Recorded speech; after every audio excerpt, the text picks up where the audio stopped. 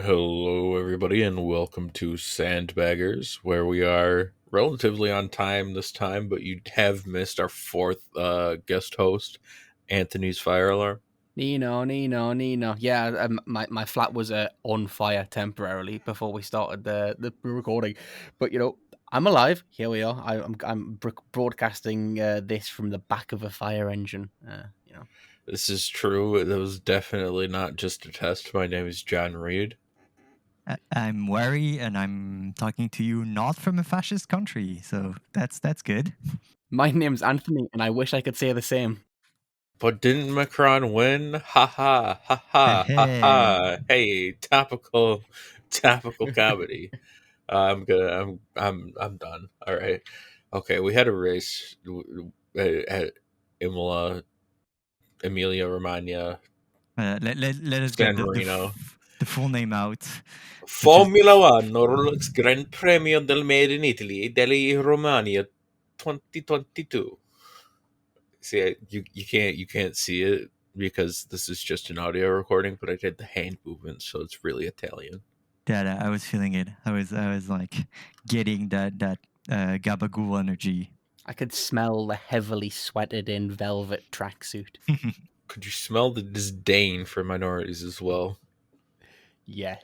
Hey, look, Italians aren't minorities. We accept them as white folk now, so they get the shit equally. Yeah, we race as one. Roll the clip. The mutineers jerk us out of our car and haul us to the wall. They're about to execute us when a rebel officer sees one of our passports and shouts, "Wait, these aren't whites. They're Italian." Anyways, so we had a race. It was an interesting race, quote unquote, and also a sprint race, which I'm gonna rip into later. But like, where do we want to start? Like, immediate thoughts, I guess, quickly. The first thing that was really exciting before the weekend is that, oh my god, what is this in the sky? Is it water? Is it rain? Yeah, we got some rain. Wet race, maybe? Question mark for Yeah, me. yeah. A wet So race yeah, would have been nice. We all thought we were going to get it, and then things happened. I don't know what they call it, the river. I don't know. It was very overflowing. Yeah, the first footage of the weekend that I saw was like that helicopter shot of the river, and I felt like, oh shit, is that on the track? And then it just pans out, and you see that no, the track is actually fine, and I was just like, oh, I think it will be very funny when, inevitably, due to global warming, one day we show up to Imola for a weekend and the banks of that river burst and just take out the whole paddock. Like, everybody's fine, but all the cars are just gone. They're in the fucking Adriatic. Everybody has to build new cars because we've been fucked by Italian weather, or sorry, San Marino weather. It's the same fucking country. Stop pretending like you're not, you no, fucking no, weirdos. it's no longer San Marino. It's the Emilia Romagna region now. That's fine. That's part of Italy. That's one of the odd things I will say that is just a carryover from 2020 that they just went with is we're just keeping the really weird names for regional Grand Prix now, which has never been done before. It's always been a national Grand Prix or a continental one in the case of Europe.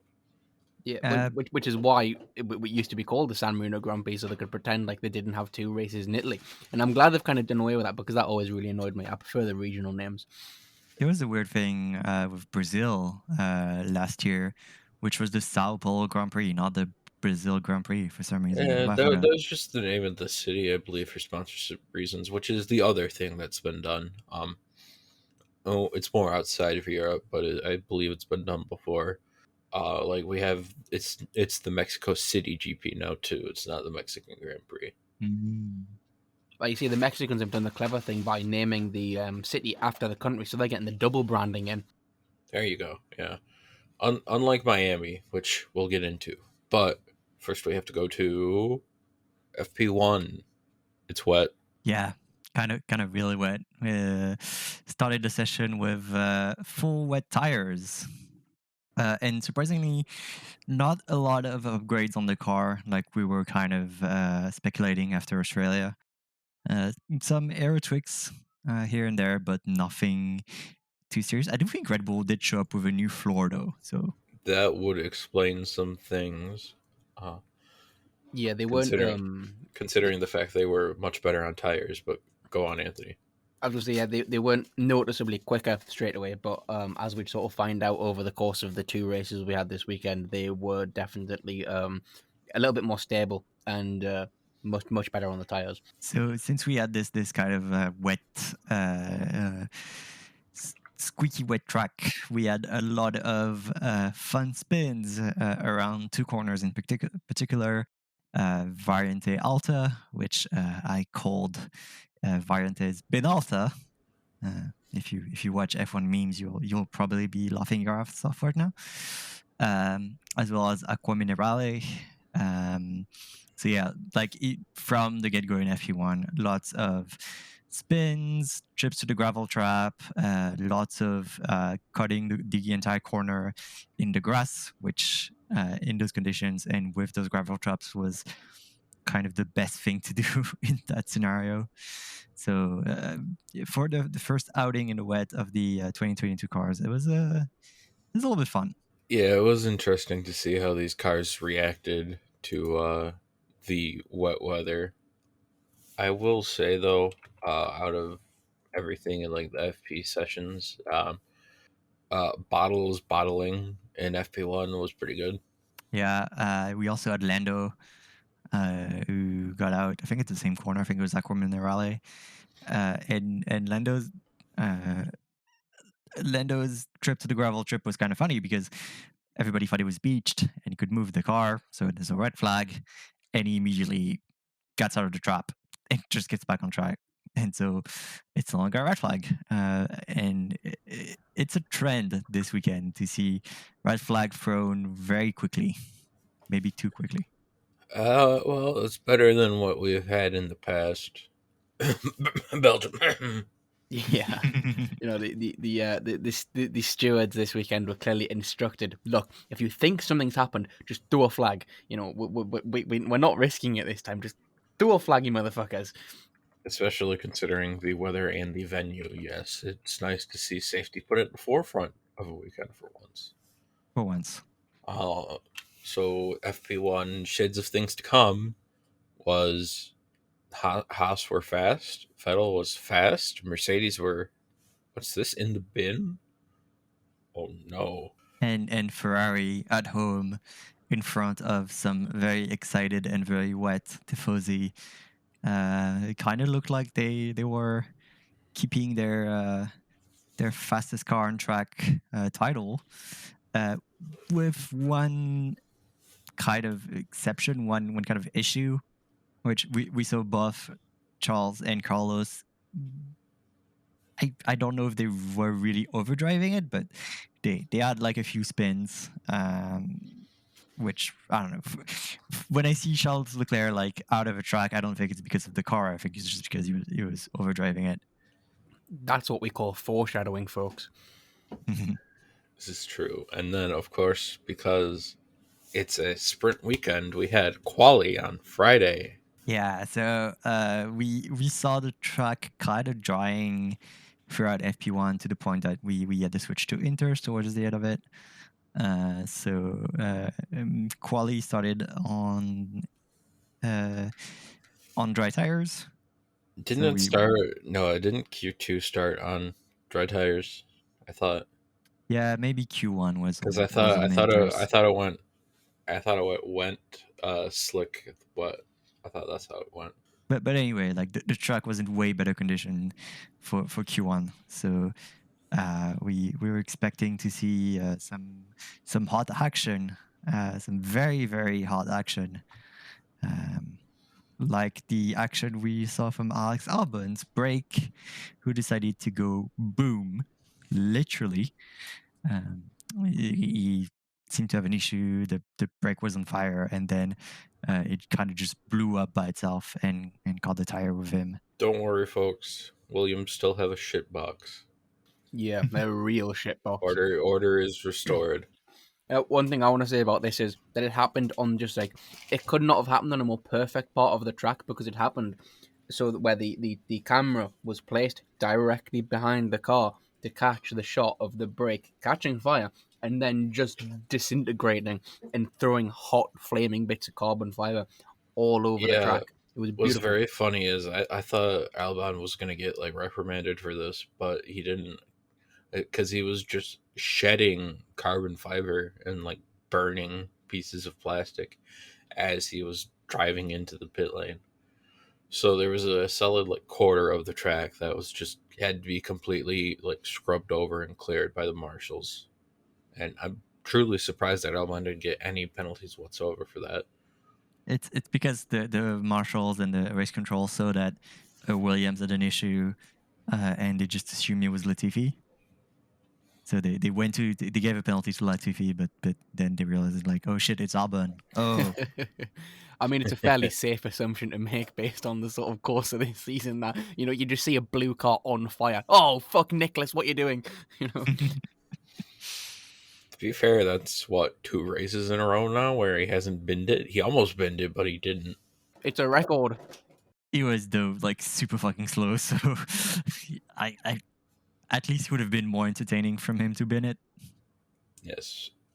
So we had a couple stoppages in Q1, mostly because of the Albon issue, but we had at the end Albon not setting a time. Your boy, who I think is shit, Esteban Ocon, was slowest by far out of anyone in Q1.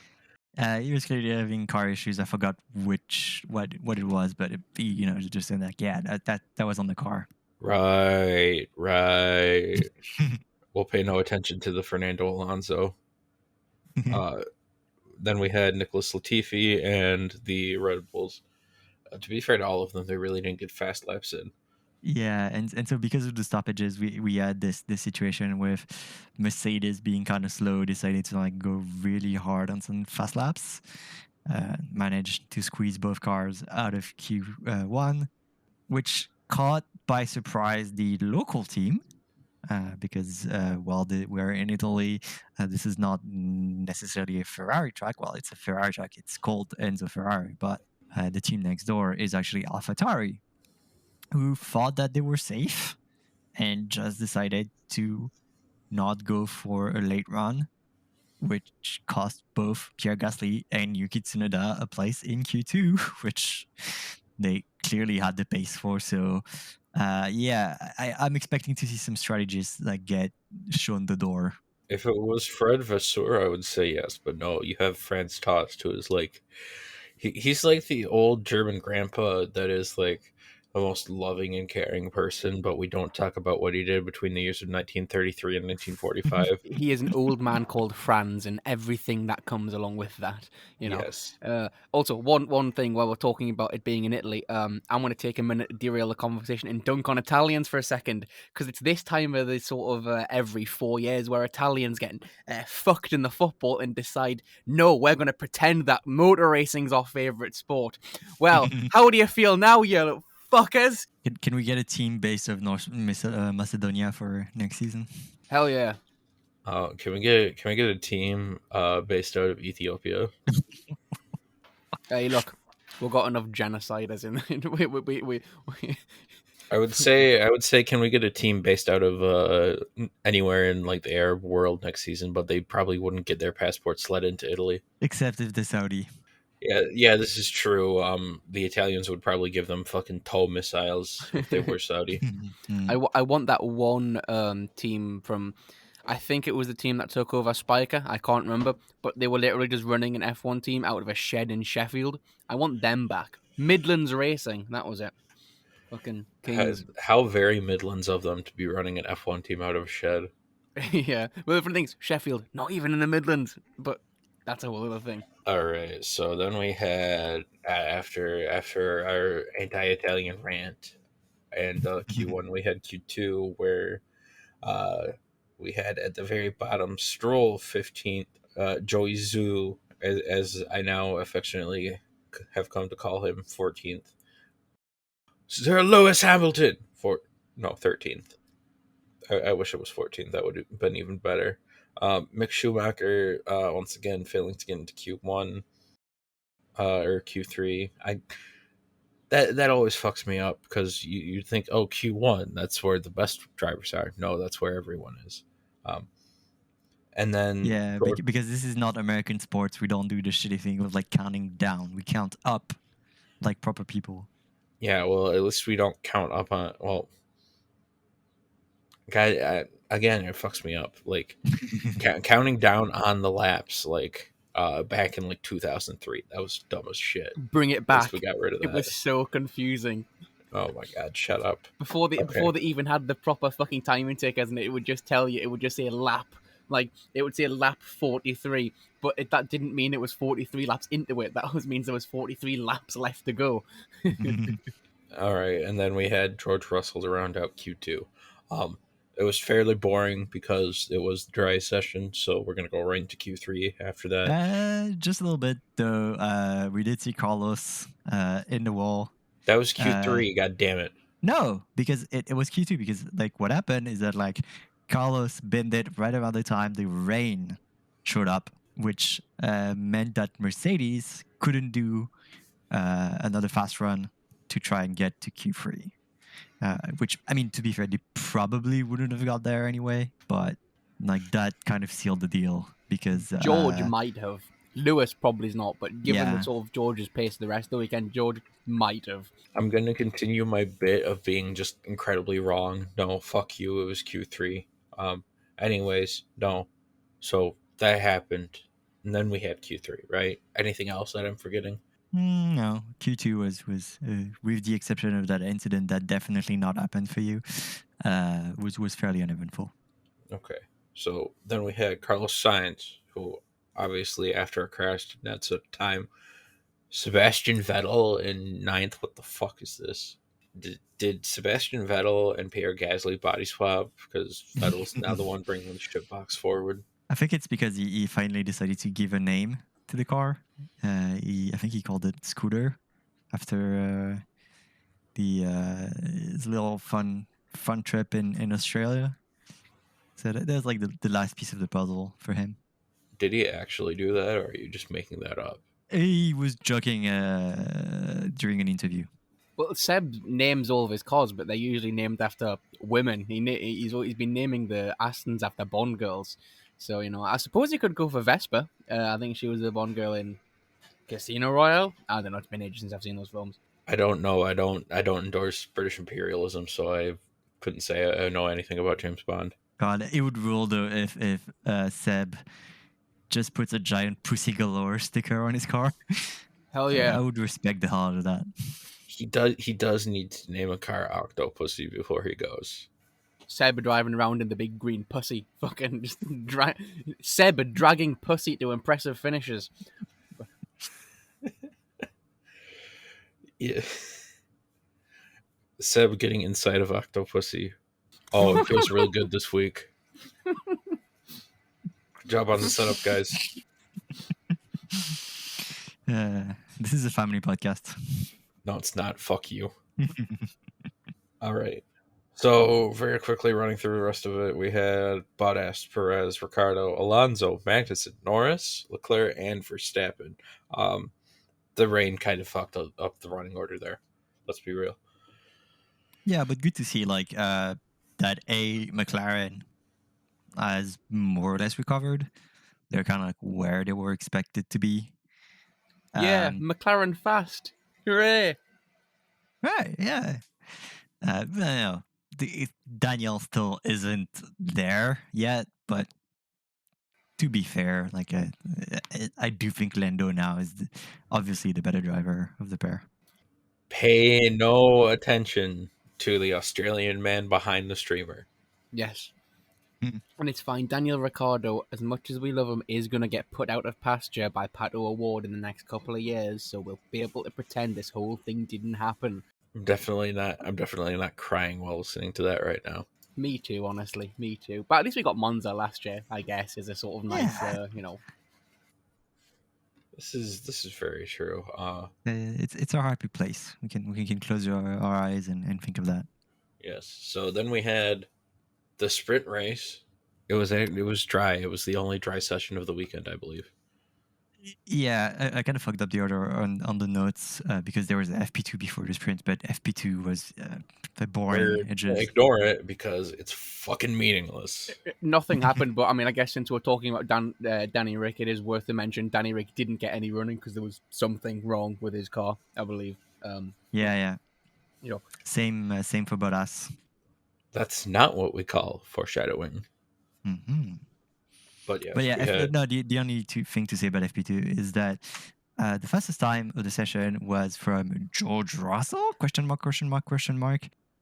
Until you realize that because of the way the weekend is set up, that like FP2 is useless, and so nobody showed up to do fast laps.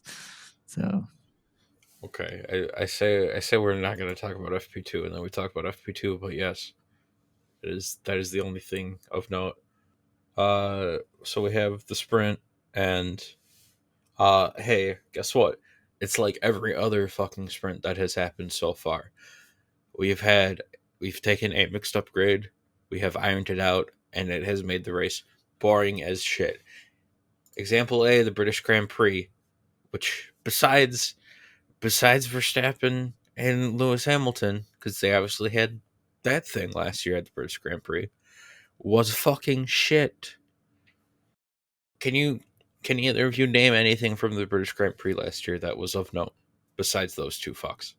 Shaw driving around a car that kept trying to like just not work on him, and him like fighting it every inch of the track and almost winning. Yes, and he would have won had you Lewis forgot about gotten a proper penalty.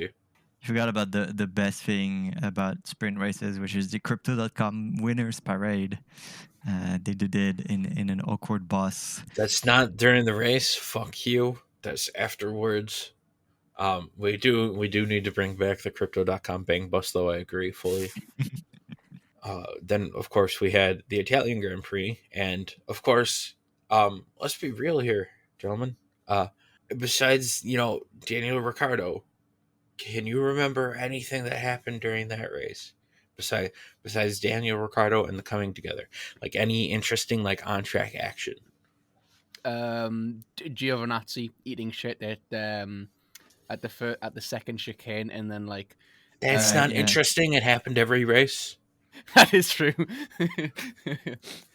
And that's why he's not here anymore. Exactly. Well, he's here, but just not driving. We do get like lots of shots of Giorgio looking sad in the Ferrari garage this season. Yeah, Yes. I would feel for him if he wasn't just terrible. And now I go to my final point of last year. If you remove a man named Lewis Hamilton, is that race at all interesting? You mean the Brazil one? No, it's not. I saw going on Monza there. No, I'm going on Brazil. Okay. Yeah. I just remember like if you remove Lewis, then, but then that's the entire story of last season as well. If you remove Lewis or Max, like is there really a lot of things to talk about? Like, Well, no. highlights of racing. Fuck you, you goddamn F1 FIA apologist. Fuck you. All right. Now let me get into this, right? Because we had these sprint races billed as, oh, they're going to revolutionize the Formula One weekend. We're going to get action every day, all the time. And you know what? We fucking haven't. It's always either been the sprint races shit, or it's just one guy plowing through the field, or it's just nobody changes any position because it's not worth it. And then also, Sunday is always shit. Yeah, a point I'm going to make here as well. Not just that the sprint races themselves are actually trash, but also a really good 3-session qualifying session is like unironically one of the most entertaining things about Formula One, and sprint races ruins that entirely. I sort of think back to I know sort of circumstances and stuff, but just how great qualifying at Spa last year was before the whole happened. Before Lando went down and he didn't come back up. Yes. But before Michael Massey decided to be a prick. But yeah, in this sort of and the stupid thing is, I think I personally wouldn't mind the idea of having a sprint race and not having it affect the qualifying. Like, it would still be pretty boring, but it's just, watching cars go around sprint, I suppose. But the fact that it affects the qualifying and overrides whatever happened the day before, I hate so fucking much. Yeah, no, that's me. Don't know. I like it when it helps the drivers I like, and I don't like it when it helps the drivers I don't. But other than that, sort of, it's just so boring. I'm not against the idea of a sprint and on its own. I do think that you either separate it from the entire qualifying thing, so make it like a bonus race, and make the Friday qualifying like regular qualifying, and maybe do the reverse grid thing, which was going to be my second point for the sprint race. That would be fun. They would encourage racing and racing really hard. And you can do a thing where you have like a different park framer set of rules, so that like you can kind of wreck the car and then be fine for the actual Grand Prix. The implementation of it is just, it goes for boring outcomes, but I think it's mostly because of the teams didn't want to risk that much.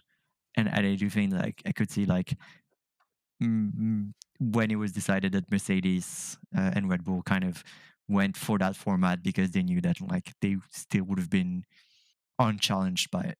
Do sprint races, right? But the twist is, all the drivers have to drive their daily driver cars. I think that would be great. So I agree that sprint races should have no effect on the championship or qualifying whatsoever.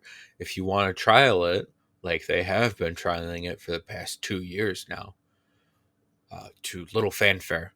Let's be real here, because that's the other funny thing is the FIA says it's been a great success. Everybody loves it. I don't see anybody screaming for joy about, oh boy, it's a sprint race weekend. Oh boy.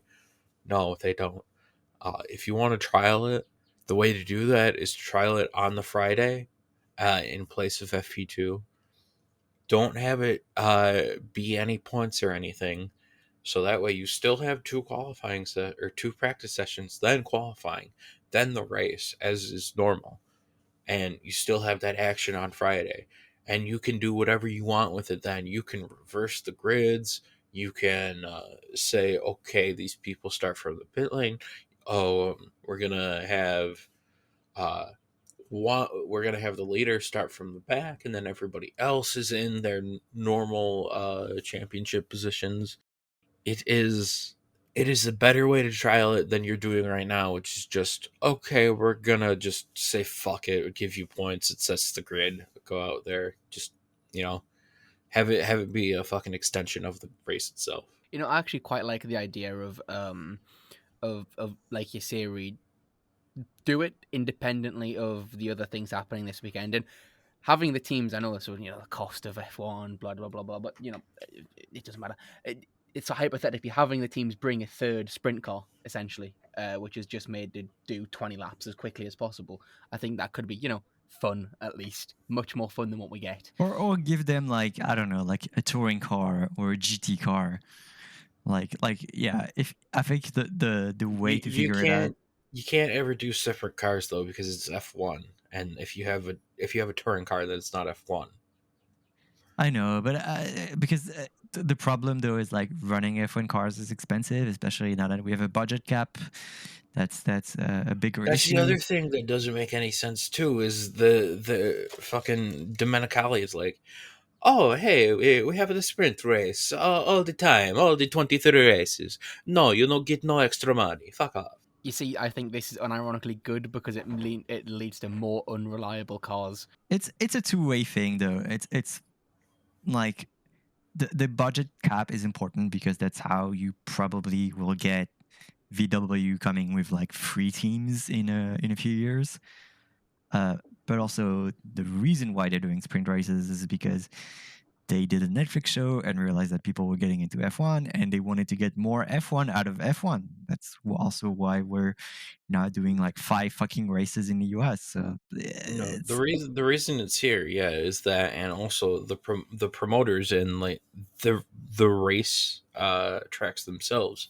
They want more money because it's always been a horrible attendance for the Friday and Saturday, and then Sunday is always the big ticket drawer. So they just want more money. Those greedy little fucks. To be fair, who in their right mind would pay the money for an F1 ticket, which are extortionate, to go watch free practice? You know, I wouldn't. And I love F1. I like cars and shit, but I'm not going to go pay to watch FP1 and FP2. I'm not going to go pay fucking 350, 400, 500 quid to go watch free practice. You know, when I could just spend that money and go watch the race. You mean you're not gonna pay $5,000 for a paddock pass for all weekend? I'll break into that shit myself for legal reasons, Mr. Dominicali. That is a joke. I don't plan on breaking into the F1 paddock. If I did... in Minecraft. In Minecraft, of course, yes. If I did in Minecraft, I would be sabotaging the Red Bull and stabbing Mr. Horner in the balls. For legal reasons, I don't give a shit. Fuck you. I'm gonna get in there, Stefano, one way or another. And I'm coming to your new little fucking trailer thing that you've got. Thank you, Ted, for pointing that out in the notebook. I'm the only one that cannot do any actionable threats against the FIA because I am located in the same city as the FIA headquarters, so I'll stay quiet. Yeah, you live in Europe, the no fun zone. The FIA police will just come kill you. Move to a different fucking country if you want to have fun. I mean, I can join a riot where like the firemen are fighting the police. Can you say that, Reed, about your country? I can, and you're probably gonna have to bleep this out. I can whenever I want because this is America, baby. Fuck yeah! Back to the sprint race. Why we had why do we do a sprint at Imola? That's the one thing I don't get. Because we have to trial it because we're gonna bring it to every single track soon because we hate fun. Because the point of a sprint is you want to see overtaking. So why do a sprint in a track where you cannot really do any overtakes, especially in these cars? Well, no. The point of a sprint is to make money for F1 and the promoters. No, but I meant like the reason we tell everyone that we need a sprint is because we need more action, but we don't. Yeah, but if there's not actions, like people are just not gonna show up to sprints. Like people are not gonna buy the Saturday tickets. That's where you're wrong, Bucko. Well, we'll see. People like the 3-day pass because there's action on 3 days now. Anyways, at least that's what they think. I can't wait until Formula One just becomes NASCAR and it's just every day of the week, constant fucking, you know. So, Joey Zhu, he got yeeted. Yeah. Let's see who else got yeeted during the sprint. I don't think anyone else got yeeted during the sprint. Am I correct? Haas's pace got fucking yeeted due to their fucking tires going on mediums. Yeah, this is true. I don't know why they did mediums. Because you can take the you can take the Haas away from the clowns, but you can't take the clowns out of Haas. You know, they're gonna find some way to do something really fucking dumb, even though they have quite a good car and two good drivers. That's bold, considering what we've seen so far. But I mean, one good driver and one driver that will probably be good in like a year or two. I mean, again, we're getting off topic, but I think by the end of the season we're going to see Schumacher being pretty decent. It usually takes him a while to get used to shit. I fucking hope so, because he's been horribly fucking atrocious this season. Yeah, he's not been great. Going back, we had then Charles got ahead because the outside line, I believe it was just fucking trash. Yeah, inside line. Inside line, whatever the fuck it was. Max got blitzed. Charles was ahead, but he eventually did get overtaken because Ferrari are shit on tire deck now, which is concerning. Again, I'm still thinking that there is probably a part that's on Charles, that he was just kind of like overdriving the car. Probably someone should have reminded you that while this is a sprint, you still have to take care of your tires. I'm curious to see if we're going to see a similar situation in the other sprints, because I do think it's just like his brain went off this weekend. Yeah, it's very possible. Speaking of sprints and bad situations. So you mentioned the little incident with Joy G. That happened with Pierre Gasly, who is the unluckiest man in sprint race history, because I think that at pretty much all sprint races he had to either retire or had some kind of incident that made him lose places. So yeah, rip Pierre. Ripperino Gazban. And of course, we had the points finishing order. I'm not going to go through all of it. I'm not going to dignify it by doing that. But we had Magnussen in 8th with 1 point, behind Bottas, behind Ricardo, Norris, Sainz, Perez, Leclerc, and Verstappen. So Checo got ahead. As I said, you remove the fun with the sprint races. So now the grid is basically where it should be, because we've had an extra 100 miles to iron that out. Yeah, and this is just as somebody who's an advocate for F1 not being a serious sport and just being fun. I hate this. I hate this so much. I was so angry. I was absolutely fucking livid at the end of this, because this was such a the grid at the end of qualifying on Friday was legitimately one of the more fun and interesting grids we've had in a very long time. It was 5 different constructors over the first 5 positions, and this fucked it horrifically with by just not even just like sort of shaking up what we had, but by putting the second drivers of the 2 best teams in third and fourth, which is yet on merit where they should probably be. But I don't care about merit particularly. Formula One's not a sport about merit, and I was upset. Yeah, It was upsetting, but not to fear, because Carlos Sainz and race starts are here. To be fair, that's yeah. We'll go about it. He binned it. It was not his fault. Yeah, he all crashed right. and then tried to walk into the traffic and had to be stopped by one of the marshals. Which he would have he definitely wouldn't have done it, but the sort of visual of it was very emblematic. That's the word I'm looking for, of Ferrari's Sunday, which we will get on later in the race. Yes. It was race time. It was wet. I think it was down to a drizzle at race start, and then it ended quickly after. But yes, it was a horrible start for young Carlos, and he binned it. Danny Rick binned it. Mick Schumacher binned it. Pierre Gasly kind of binned it. Also, here begins the saga of what would turn out to be a very good day for Yuki Tsunoda. He starts the race by going off the track, and I was quite shocked that he'd kept the shit, facing the right way. Because going down to the first chicane, he'd went right wide off the track when everybody was eating shit around him, and kept it going pretty nicely. Yeah, he was about 3 3/4 tires off the track. Yeah. On very wet grass. So props to him for not completely dying. I think he got the shot of adrenaline that like gave him the the performance that he showed during the rest of the race, because that was a really close goal. Yes, it was. And then, of course, we had after Mick Schumacher, who, before he yeeted himself, he did a little argy-bargy into Fernando Alonso, and then that caused Fernando's side pod to yeet itself back to France. It's like the kind of the same thing that happened with to Ocon. I think it was like during one of the Qatar test. But it's quite funny because you see the footage from the onboard, and it was right around the time that like Lewis was coming up to him. So everybody thought like, oh, is there contact? Oh my god, Fernando versus Lewis. Here we go again. And no, it just No, we got none of that at times. Let, I think as I said while we were watching the race, the glue they've been the French horses they've been making the glue out of for Alpine this sort of past 4 or 5 months, they have not been up to snuff. Weary, you need to make your horses stickier. yeah. Because shit keeps falling off your cars, man.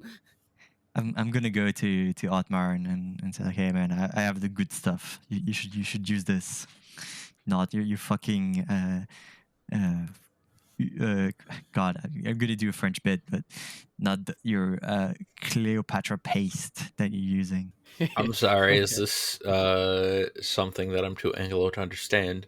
It's just like the brand of like it's kind of like Elmer's glue, I guess, in the US. It's the cheap paste glue that we have when we were kids. We call them in the most sort of British way possible. The shit glue we had, we call them Prit sticks. The worst things in the world. Smell like fish as well, just bizarrely. Oh, the But, little twist glue sticks. Oh, that's what I'm on about. Yeah. oh Fucking- God. That's a trip back to the past. Definitely could have used those on the Alpine. Let's be real. Mm. You just cut to the pits, and there's just a guy with a stick of glue rubbing it on the side of the fucking car, trying to line up the panel. They should have rubbed it on Carlos's tires so he would have stayed to the ground, not spun. Gluing the little marbles back into place. We had one advice for the F1 team and the designers last race, which was like make it more rigid. I'm gonna go with just use duct tape, like any other like reasonable people. Make it more sticky. Yeah, make them stiffer and make them stickier. You know, this kind of goes to what we were saying before about Seb calling his car pussy. But we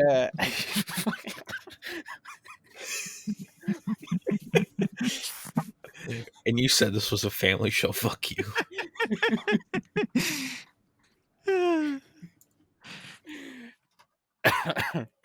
apologize for ruining our PG car show where we threaten the members of the Formula One hierarchy. But yeah, that was Alonso's car falling apart because it may or may not have gotten nudged. Yeah, we'll talk about Ferrari tires. Sainz wasn't the only one who had a bad day. Charles' tires didn't look particularly good. And then he through binned this it. race. And then he binned it because this is Charles Leclerc and he is stupid. Yeah, so about lap 20, 25 or so, we switched over to slicks because it got that dry. And then we had racing without DRS, which I'm going to be honest, folks, it looked the same as racing with DRS. Yeah. I didn't have the English broadcast, but apparently like Crafty was going on about like why they're not putting the DRS on. That was fucking god awful horse shit. Oh my god. Okay, so here's the thing, right? I'm not saying I am the know all end all of commentating, but I did do play by play on the radio for my high school's football team. And that's football. That's not soccer like you Europeans say it is. That's real and gridiron American football. But I was always told, this is the first thing I was told, is keep the conversation flowing. Don't stick on one topic. And also talk about what's happening on track, which was literally nothing. Literally nothing. So you just had to keep the conversation flowing. Crofty did not do that, so he should be yeeted into the sun. As our resident David Croft apologist, I'm going to point out two things. This was one of the most boring races I've seen in a very long time. And secondly, the second man in the booth, as much as I like him occasionally, is Martin Brundle, who is as interesting as, well, the fucking glue sticks we were talking about. Martin Brundle wasn't here this weekend. Was it not? Oh my god. It was Anthony Davidson. Anthony Davidson, even more boring than Martin Brundle. This is true. And at least to spice it up, you had Nico Rosberg calling it from the bathroom. Oh yes, that was great. We haven't talked about Nico Rosberg's fucking gamer room. Yeah. They had Nico calling in all weekend. It was horrible. It was terrible. It was so bad. I mean, I'm just gonna say that like you may complain about the Sky Crew as much as you want, but let's not forget that I have to deal with Jacques Villeneuve for every fucking race, and I got it. I don't pay for it. Like I'm using my dad's account, but I'm every week race weekend I'm thinking about getting an F1 TV subscription back because this fucking man. We watch the races together. Like 3 of us who watch have F1 TV. You can't just bum off of us. Plus, we talk so much that you don't even hear him half the time. I have disposable income, okay? So let me do what I want with it. I'm just saying, you have options, and yet you choose to go through the pain. No, I'm not paying for now. No, pain, not paying. pay. Yeah. I do think that F1 is it's about pain, right? If you're an F1 fan, you're here for it. It's only pain if you're a Ferrari fan. Spinella. This is what you get, you little Italian fucks. This is revenge for the Euros. Yeah, fucking Verratti was there. I saw him in the pit, little fucking bastard. Anyway, yeah. He was on my fucking broadcast. I'm not bitter. It's not coming home, anyways. Yeah. Try harder. And also, like, call back to the ridiculous tifosi flares that we saw in the stands. For the it was so sad, folks. You've seen the Orange Army players. They literally like block vision on the track. The tifosi flares are like 3 guys in like an entire grandstand, firing off like 1 flare each, and it's honestly just depressing. Yeah, it's like when you see MLS teams try and do like tifos other than I think it's Seattle do decent ones. It's when this was the fight and win of Formula One fan moments. This was embarrassing. Please sort your shit out, Tifosi. We know you like to act like you're the ultras of Formula One. You're not. You're old, sad men and young children. It was shit. I think this is finally when we get to the point where Charles binned it, because there was literally nothing else that was going on in this race. I think we were watching Lewis Hamilton on the Sky feed for about 50% of the race, even though he was like solidly in like 13th position.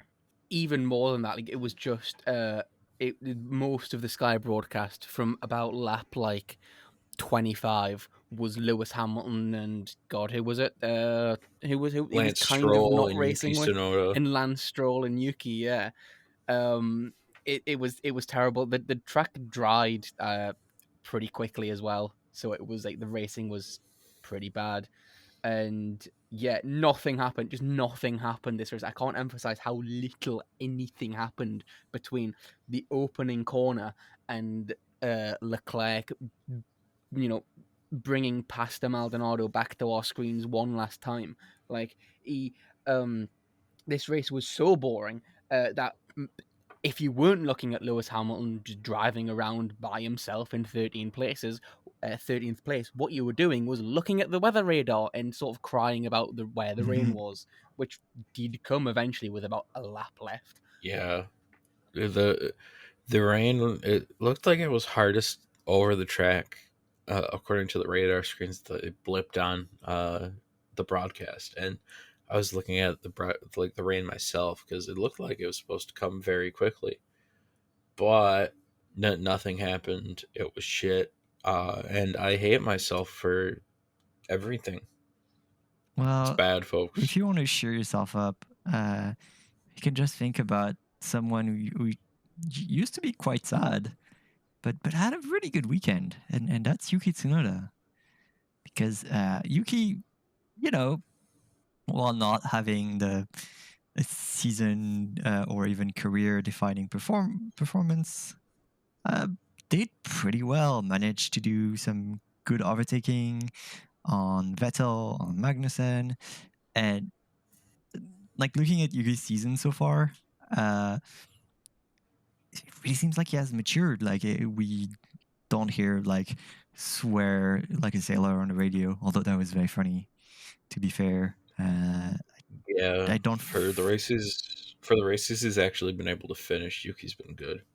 Yeah, right. It seems more like consistent. Yeah. Like we said, he managed to do quite an incredible save at the start. And I don't know. I'm glad. I like Yuki. I always wanted like a Japanese driver to do well in F1. And I not saying that this might be the one. I don't think he's on the level of Kobayashi yet, but it's kind of the feel-good story, especially for me, who kind of really likes AlphaTauri, and especially Pierre Gasly, but poor Pierre had like the worst run of luck recently. So, like I said, I was before the race. I had to vote for Emmanuel Macron, which fucking sucked. So when it came time to vote for driver of the day, I said, "All right, I'm going to treat myself and give my vote to Yuki." Max ended up winning, which it's very on point, I guess, but still, that felt nice. Yeah, I suppose it was good. Another standout performance, I think, was Sebastian Vettel dragging that shitbox into eighth, getting overtaken just at the last couple laps by Tsunoda. But the rest of the order, because I'm not gonna lie, this race was so shit. Like we spent I think a good 75% not talking about it. Sainz and Alonso didn't finish, of course. Ricardo got caught up in that first lap mayhem and was 18th, followed by Mick Schumacher, who also got caught up. Then Latifi, Joey Zhu, Esteban Ocon, Lewis Hamilton, Pierre Gasly, Alex Albon, Lance Stroll's the first points paying position at 10th. Then K-Mag, Vettel, Tsunoda, Leclerc, Bottas, Russell, Norris, Perez, and Verstappen. Capping off a very good week for Red Bull, where they take, besides Perez finishing a position below Leclerc in the sprint, full points. So they look very good right now, and they are only now 11 points behind Ferrari in the constructors. But Verstappen is still almost over a full race win behind Leclerc, still in the drivers. And the good news for Ferrari is that there is no gravel traps in Miami. So Bad news for Charles Leclerc. It's just walls. no, there's a bunch of runoff on that track. Do we think he can somehow yeet it into the 1 foot deep marina? Yes. Charles Leclerc's going to take out one of the yachts. There's just going to be some fucking MAGA guy just sat there on his yacht with his flag, and he's just going to get decapitated by a Ferrari. God, That'd be very Florida. we're gonna play my favorite game every time there's a race in the US. Is this a Ferrari hat or is this a MAGA hat? You know the answer. It's you both. always know the answer. Yeah, so that's right. In 2 weeks' time, we have Miami. Dale. Any thoughts on the Miami Grand Prix going into it? It's gonna be bleh. I I think think it's going to be pretty terrible, but I do like I do like the look of the layout of the track, but it's kind the whole sort of situation of where it is and the fake sort of lake is just comical. the fake lake is like the most Florida thing I can imagine. The fact that the pit straight is right next to Hard Rock Stadium is very funny, in my opinion. They should have gone into the stadium. That's like the only thing that I'm mad about. Yes, just have the main concourse be part of the track. That'd be great. Although it's a square stadium though, so I don't know how well that would work. Yeah, put a little chicane in there. Do the same thing they did in Mexico. Yeah, I was going to say the stadium section, quote unquote, in Mexico City's it's square. I mean, it's missing half. It used to be a baseball stadium, and they just went. Did it? Yeah, and they just went right from the outfield through home plate. Ah, that explains why there was a lot of space in there. And I didn't know. That's interesting. Yes. More converting baseball stadiums into Formula One tracks. I'm gonna fucking stab you. Shut up right now. Hey, Stop it. You don't want the Detroit Grand Prix to come back and Not through my fucking baseball stadium. Get your fucking bitch ass out of here. Stab your ass. Get out. Go. I'm gonna join. I'm gonna tell this idea to Bernie Eccleston, and me and Bernie Eccleston are gonna slowly buy up every baseball stadium and turn them into Formula One tracks. Well, quite honestly, I do love Fenway Corner. I mean, you can't get worse than the Detroit GP that is going to be starting next year, which is an oval for all intent and purposes. Yeah, that is true. I suppose that's a subject for a different episode. We can do an episode where we talk about tracks we hate and planned tracks we hate and stuff. This is true. On to the next bit of news. W Series. They finally get broadcasting rights, but it's only on Sky Sports. Womp womp. Not on F1 TV, where they have all the other. They even have Porsche Super Cup on F1 TV, but they don't have W Series. Like, Holy fuck! How Italian and French do you have to be to do that? The worst part about it is that the head of the Women Motorsports Commission is like one of the most badass drivers that had ever lived, Michel Mouton, who nearly got a WRC title in the 80s driving the Audi Quattro. And you know, like you'd think like with her in charge of women in motorsports, you would get like really cool thing. Instead, it's just like, hey, here's this series that is just happening, and oh, maybe we're gonna get it on TV, but we'll see. Maybe. Who knows? I don't. Because apparently it's going to take fucking God and Earth moving together to force W Series onto a international broadcast. Yeah, which is sad because I mean I kind of think the W series in its execution has been really bad and really dumb, kind of overall.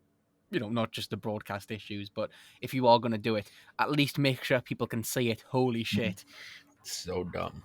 So But yeah, dumb. Moving on to other FIA related news. Formula E. We have Gen 3 cars, and it does look like a paper plane, as it says in the show notes. Yeah, it is. I like it. I like it a lot. I can't lie. I really like how it looks. It looks like do you remember the aerial atom? Oh, They right. look a bit Yes. like kind of mental aerial atoms. They look like a 2010 F1 car meets like 80s sort of like uh, sharp edge design. Yeah, it Yeah. is. That's what I'm reminded of. It is kind of retrofuturistic. It is like what cars would look like in a video game set in the future from 1995. Also, no wings, no rear wings. Like they do have just those little like ailerons, kind of like a jet fighter, which is kind of cool. And yeah, they're very pointy, very angular. They're supposed to be lighter, smaller, faster. So sounds good. Harder, better, faster, stronger. No, Daft Punk is cancelled, man. I don't have time to explain it, but Daft Punk is cancelled. Not gonna question it. They probably just Knots children knowing the French. No, they're yeah, whatever. I was gonna say something, but I completely lost track because of that. Fuck you. All right, I'm gonna say it.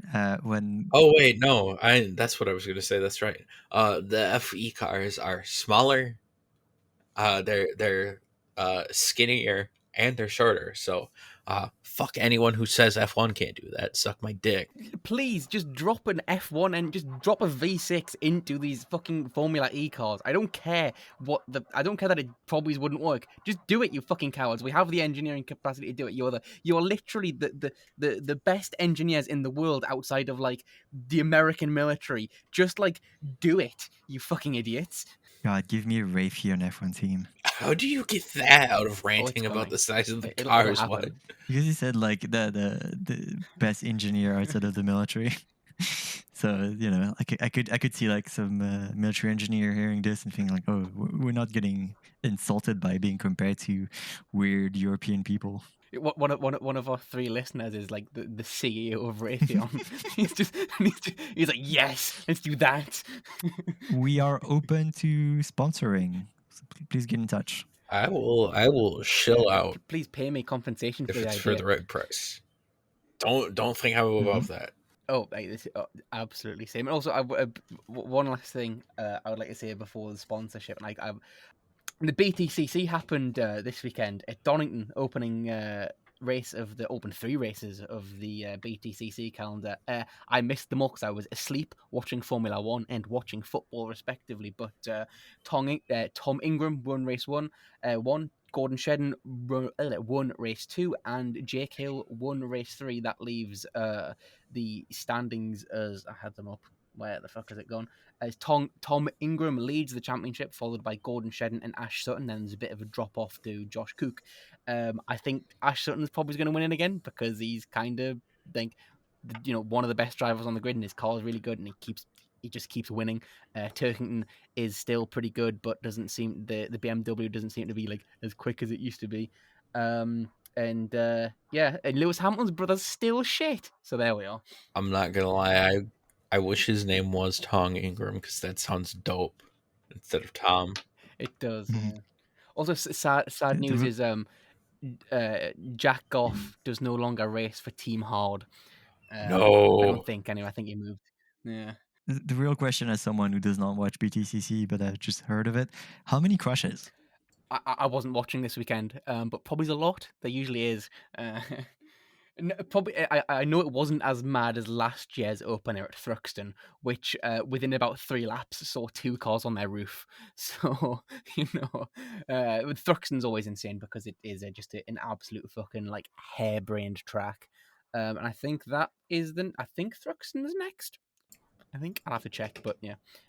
If there's no Formula One happening that weekend, I'll be down to watch that. Mhm. Okay, so that's that.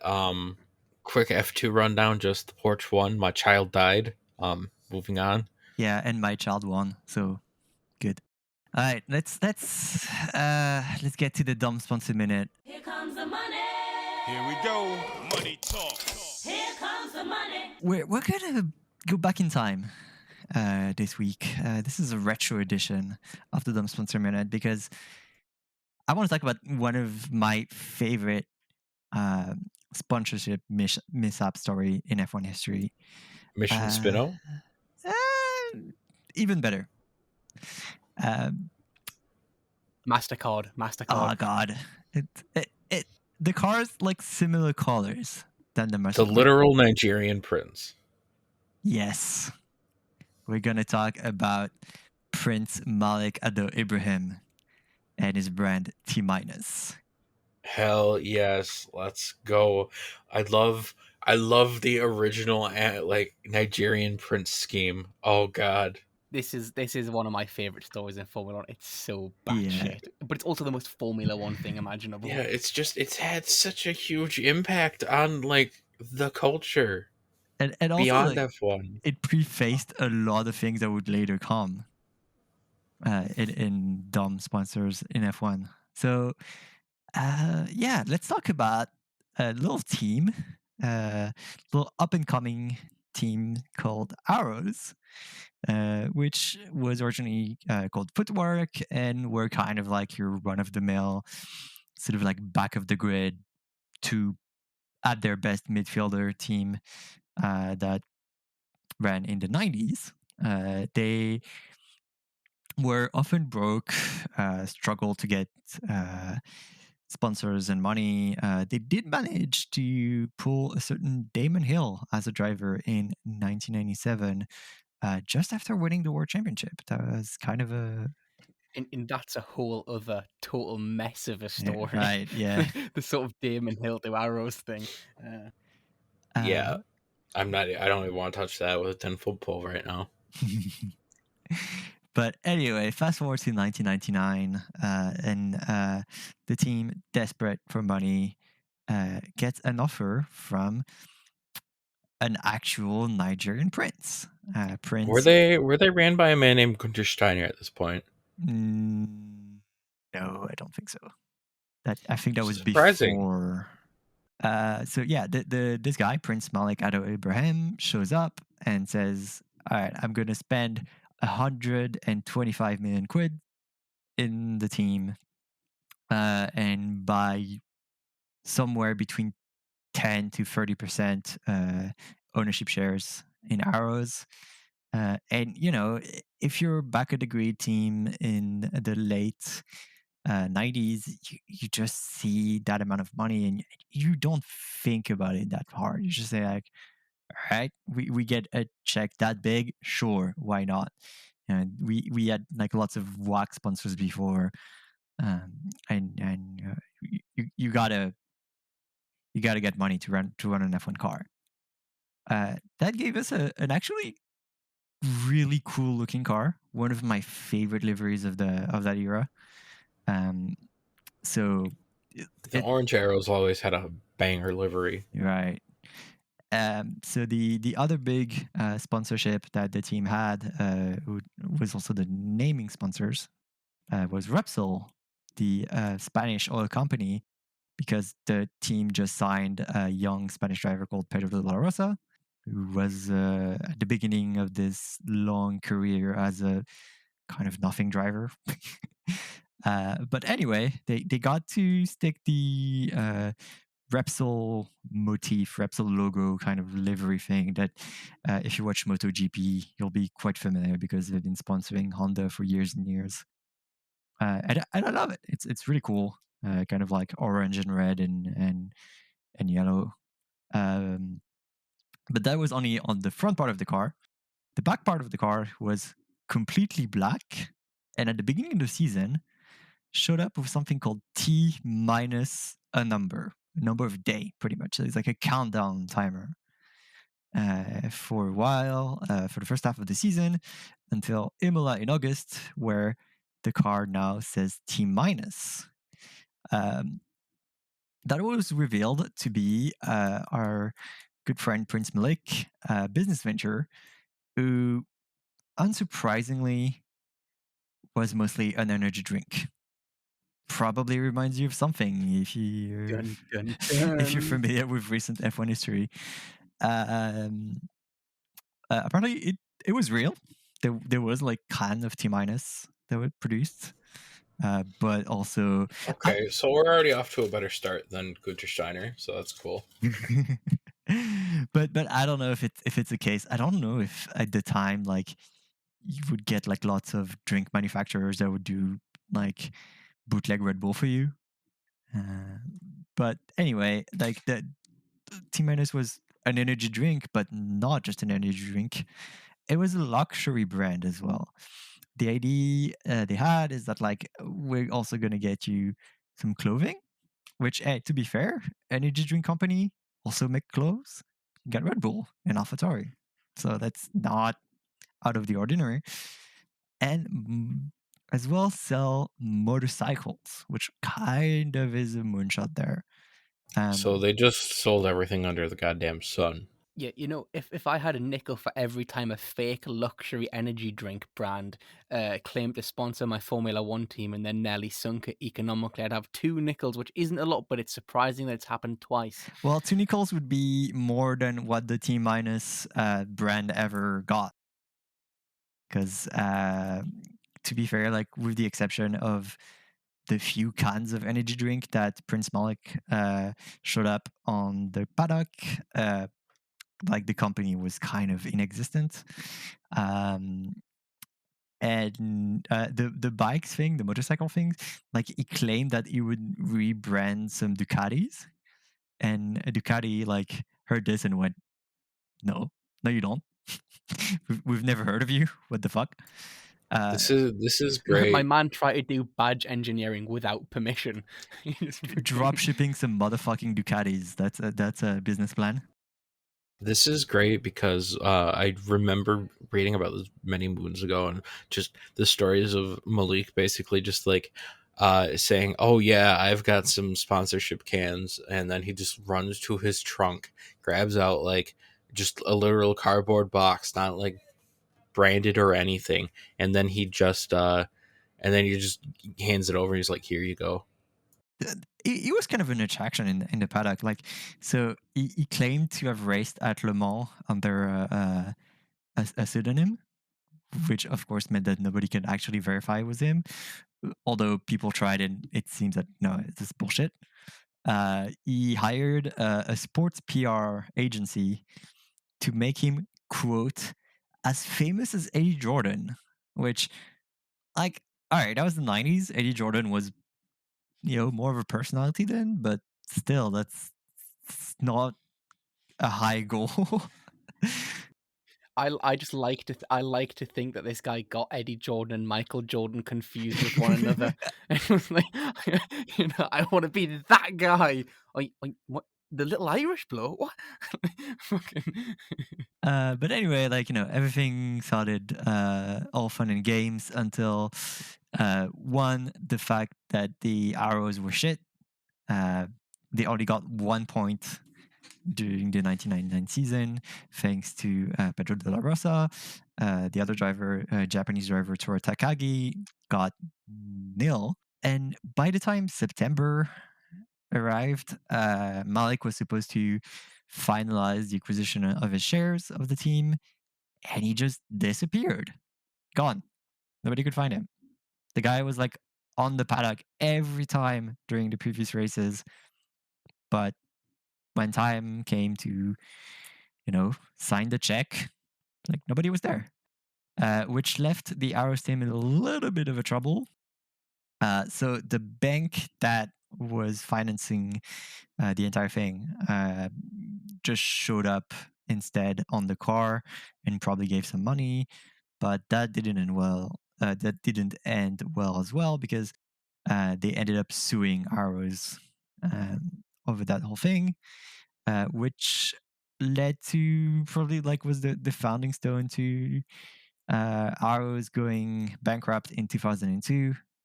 The team's assets and property got bought by Minardi, which is another classic shitbox factory. And even so, some of the car design used by another shitbox factory.